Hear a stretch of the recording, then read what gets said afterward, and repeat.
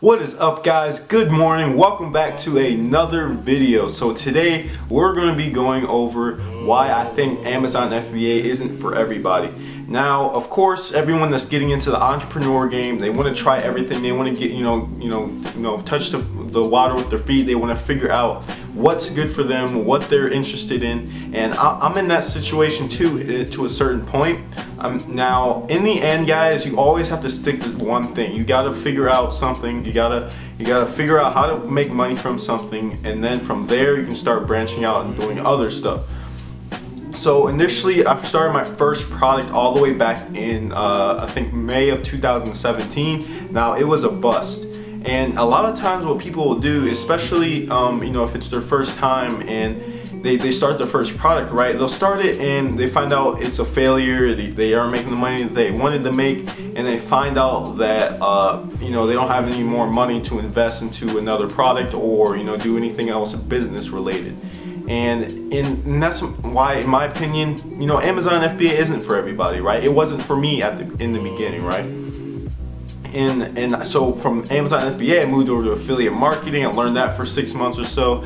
I didn't really see that much progress. I didn't see the goals that I wanted to reach. So I jumped back to Amazon FBA. And in between those times, I was trying to do a little bit of Shopify. And then at the start, I was doing social media marketing. All the way at the beginning of 2017. Figured out that I didn't really like that either. I don't like going up to business. I don't like having to go out of my way just to talk to people, because it still felt like I was working for somebody, you know what I mean? So, in Amazon FBA, it's a big investment first. It's a big initial investment. And if you're people like me that, I don't make that much money from my job, I don't make enough to where, I can be giving away 200 plus units just to do a giveaway. That's something that everyone I feel like has an issue with, and that's why I feel like Amazon isn't something that anyone can just jump onto, especially if you have a small budget initially. Especially if you're a college student or someone in high school, or someone that's putting their money somewhere elsewhere and doesn't really have enough money to be saved up and invest into an Amazon product. And also it's the information overload, right? When you first get into any type of business aspect, even if it's Amazon FBA, you get started, you have all these gurus telling you what to do, how to do it, how to do product research, how to do, how to do the shipping plan, how to do, the giveaways properly, what tools to use, etc. It's information overload. I get it. I understand. I've been through that, and I'm still going through that, right? But in the end, guys, you just got to figure out who you want to listen to, what tools you want to use, and just stick to those things, because there's going to be tons of people out there. There's going to be tons of tools out there.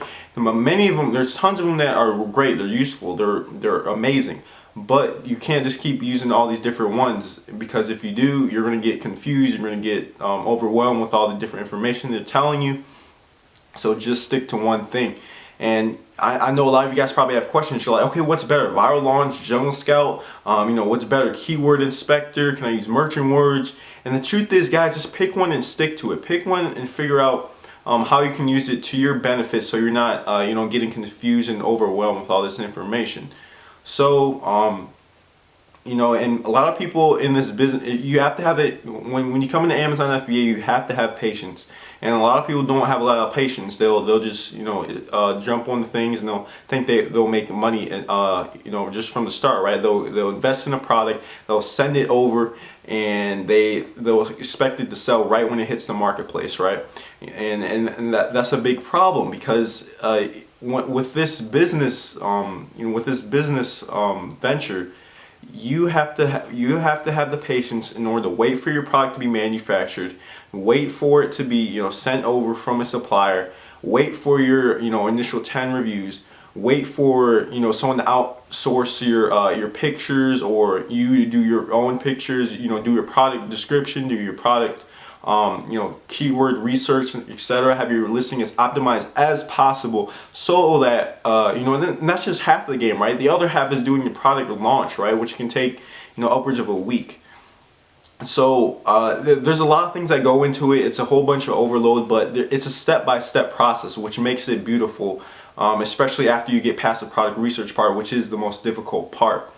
So it honestly, in my opinion, it's probably one of the business ventures that take the most patience. But at the same time, I feel like it's with that patience comes it comes success, and it's rewarded in the end once you do everything right and take everything step by step. So and a lot of times you're not going to see that initial success. Like I said, when I started my first product, it was a great product. Like, it was insane. Like, the numbers were insane. But due to my mistake, due to my ignorance, I did not launch a product correctly, and I didn't think to differentiate the product at all. So that was the initial problem that I had. So, and I was like, okay, well, this didn't work for me. At the time, I didn't think that, I knew Amazon FBA, you can make tons of money with it, but at the time, I felt like I didn't have any more money to invest in it, right? I invested like $1,100 or $1,200, and I was like, okay, there goes all my money. I'm just going to liquidate it. So I liquidated it, and there goes my money, right? But in the end, there are tons and tons of other opportunities that you could use in order to turn that around, whether it's Facebook ads or using, bringing it back and selling it on eBay. But at the time, I didn't think about that. And guys, I get it. That's the ignorance that some of us have in the beginning, right? We just don't know. So it just takes patience, guys. Once you start working on stuff and start learning more and more and more and what to do and what not to do, you start learning, and you start figuring out what mistakes to avoid, and you're not making the mistakes over and over and over again, so that you can start succeeding faster. And that's why, in my opinion, Amazon FBA is something that I definitely want to spend a whole bunch of time on. That's why I'm sticking to it now until I start seeing big numbers, etc. So that's definitely my story for now. That's what I'm trying to do now. And after that, after I figured out that doing the first initial investment in Amazon FBA for the product isn't even that's like half the story. The other half is doing the product launch, which can cost up to $1,000 or $1,500 extra dollars just in order to launch it. And it's absolutely insane to some people, and it was insane to me. Like, I remember I was looking on YouTube and stuff about how to launch your product and stuff. I'm like, what is this? Why do we have to launch our product, right? And all the FBA fees combined with launching our products and stuff, depending on what product it is, depending on how competitive the niche is, it can cost a lot of money. And a lot of people don't talk about that, and that's the main reason why I didn't initially jump onto another product right after that. I switched it up. I tried to do a different business venture, which was affiliate marketing. And in affiliate marketing, you can see numbers much quicker. You could probably see a little bit success here, a little bit more than you'd probably see in the same amount of time if you were doing Amazon FBA, because Amazon FBA takes time, whether it's manufacturing or shipping over your product or perfecting your listing.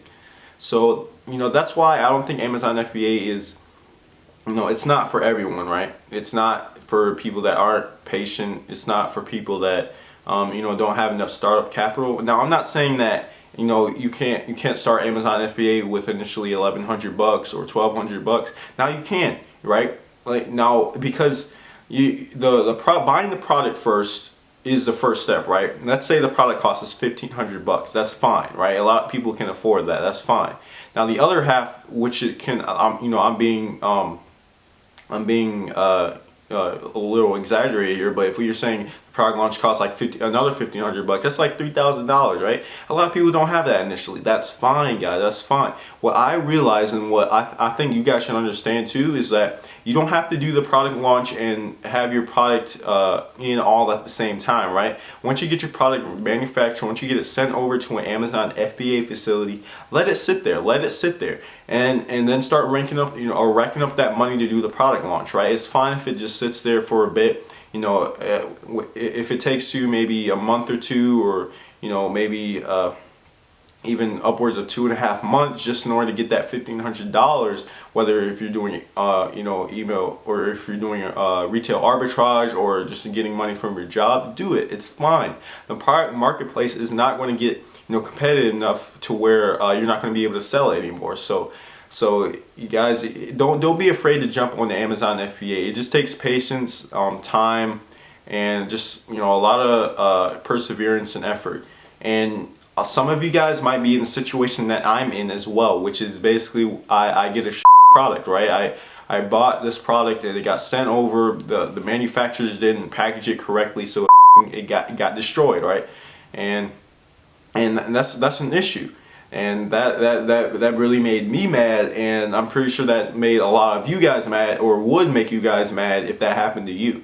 And basically the supplier is not going to be able to refund me. I already filed a complaint for it, and they're not going to be able to do that. I can only replace it, but I've already ordered from another supplier while I was waiting for that, so it kind of got mixed up. So you know, I'm at the moment right now, I'm good. You know, I got everything figured out, but I wasted a lot of money just trying to figure that out. So definitely always order quality products, guys.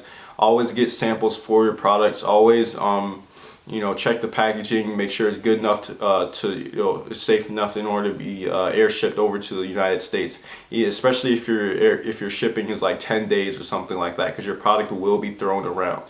So with that being said, guys, I honestly you know, Amazon FBA isn't for everyone, right? And you know, if you guys watch Derek Struggle or Dan Voss or whatever, I'm starting to understand a lot now why you know, not a lot of entrepreneurs make it, and why a lot of people just sort of fall off. And you know, when you think about that, and when you see these people that may fall off and stuff, that should inspire you. That inspires me especially to keep moving on, because you know, the biggest thing that's gonna make you fail in the end is just quitting, is giving up. And you can't just give up midway. If you give up midway, that's just ruining all your progress, right? This is like leveling up on a video game, right? You know, you get to a certain level, right? You're on level 10 and you're trying to get to level 20. Are you just and you figure out it's too hard, right?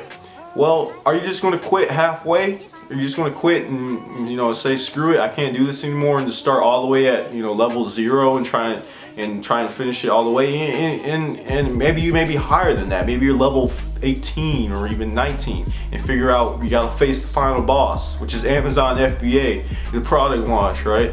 So you can't just give up like that, guys, because you gotta remember why you started. You gotta remember how much money you put in, how much time you put in, and you can't just think it all just happened for nothing, right? So with that being said, guys, that is the main reason why I think Amazon FBA isn't for everybody. It's not for people that are impatient or, you know, trying to make money fast. And some people, they might make money fast. They might get luckier. Maybe they just, you know, they followed the right steps. They did everything really carefully. But guys, I know, you know, 95 to 99% of people, you know, that doesn't happen to everybody, right? And I'm one of them, and I'm glad that I'm taking all these mistakes. I'm glad that I'm taking all these failures in the right way. And because that's all that matters in the end. As long as you don't quit, you keep trying, you're going to be able to, you know, make enough mistakes and failures to realize that the only options available that are left is to succeed, right? So you can only fail so many times and make enough mistakes in order to avoid them and not make them again and then succeed.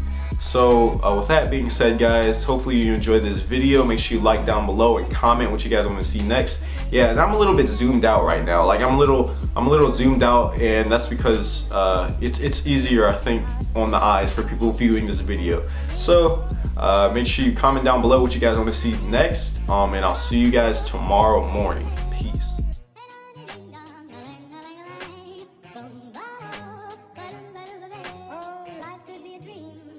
If I could take you up in paradise, I suppose, if you would tell me